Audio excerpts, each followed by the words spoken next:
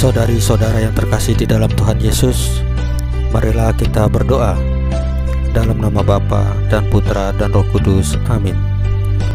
Bapa kami yang ada di sorga, dimuliakanlah namamu, datanglah kerajaan-mu, dan jadilah kehendak-mu di atas bumi, seperti di dalam sorga. Berilah kami rezeki pada hari ini, dan ampunilah kesalahan kami, seperti kami pun mengampuni yang bersalah kepada kami. Dan janganlah masukkan kami ke dalam pencobaan, tetapi bebaskanlah kami dari yang jahat. Ya Tuhan Yesus, terima kasih untuk penjagaan, pemeliharaan, dan berkat-berkat-Mu pada hari kemarin. Terima kasih untuk nafas kehidupan hari ini. Ya Tuhan Yesus, ampunilah dosa-dosa kami dengan kerahiman-Mu, dan berikanlah kerinduan kepada kami untuk menyambut tubuh dan darah-Mu dalam misa Ekaristi. Ya Tuhan Yesus, utuslah Roh Kudus-Mu saat ini juga untuk memimpin dan membimbing kami dalam membaca firman-Mu, sehingga kami mengerti maknanya dan dapat kami laksanakan dalam kehidupan kami sehari-hari. Amin. Dalam nama Bapa dan Putra dan Roh Kudus, amin. Tuhan bersamamu dan bersama roh-Mu. Inilah Injil suci Yesus Kristus menurut Matius pasal 17 ayat 10 sampai dengan 13, dengan perikop Yesus dimuliakan di atas gunung. Dimuliakanlah Tuhan.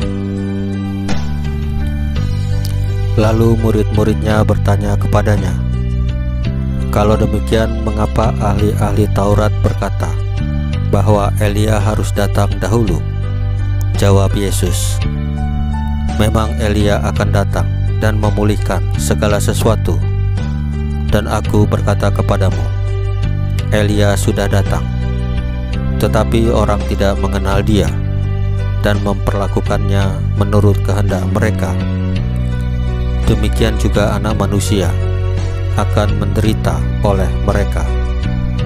Pada waktu itu, mengertilah murid-murid Yesus bahwa ia berbicara tentang Yohanes Pembaptis. Demikianlah sabda Tuhan. Terpujilah Kristus. Saudari-saudara yang terkasih di dalam Tuhan Yesus, Elia adalah seorang nabi besar yang diutus Allah untuk menubuatkan kedatangan penyelamat, yaitu meredakan kemurkaan sebelum meletus, mengembalikan hati bapa kepada anaknya, serta memulihkan segala suku Yakub. Peran Elia inilah yang diwujudkan oleh Yohanes Pembaptis. Baik Elia maupun Yohanes Pembaptis berhadapan dengan kekerasan hati umat yang menolak bertobat. Karena kekebalan hati orang zaman itu, bahkan kehadiran Yohanes Pembaptis saja tidak mereka kenali. Saudari-saudara yang terkasih dalam Tuhan Yesus, kekerasan hati manusia seringkali terjadi karena manusia sudah merasa nyaman dan terikat oleh kenikmatan-kenikmatan duniawi, sehingga enggan meninggalkan zona nyaman itu. Kelekatan pada dosa bahkan bisa membutakan atau membuat tuli, sehingga seruan-seruan pertobatan tidak didengar atau dianggap tidak ada. Musuh terbesar pertobatan ialah sikap apatis, yaitu sikap tidak peduli.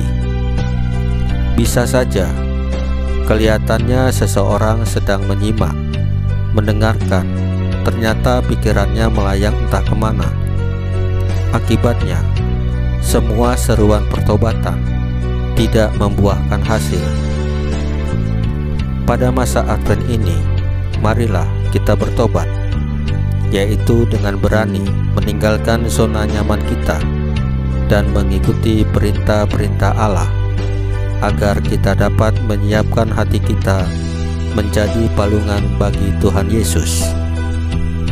Saudara-saudari yang terkasih di dalam Tuhan Yesus, marilah kita berdoa sebelum menutup bacaan firman dan renungan hari ini. Dalam nama Bapa dan Putra, dan Roh Kudus. Amin.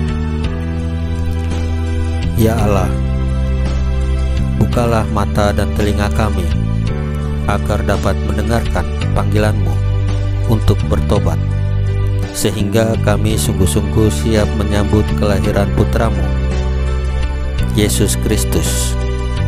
Datanglah, ya Tuhan Yesus. Salam Maria, penuh rahmat, Tuhan sertamu. Terpujilah engkau di antara wanita, dan terpujilah buah tubuhmu, Yesus. Santa Maria, Bunda Allah, doakanlah kami yang berdosa ini, sekarang dan waktu kami mati. Amin. Dalam nama Bapa dan Putra dan Roh Kudus. Amin. Saudari-saudara yang terkasih di dalam Tuhan Yesus, bacaan firman Tuhan Yesus dan renungan hari ini sudah selesai. Tuhan Yesus memberkati kita semua. Amin.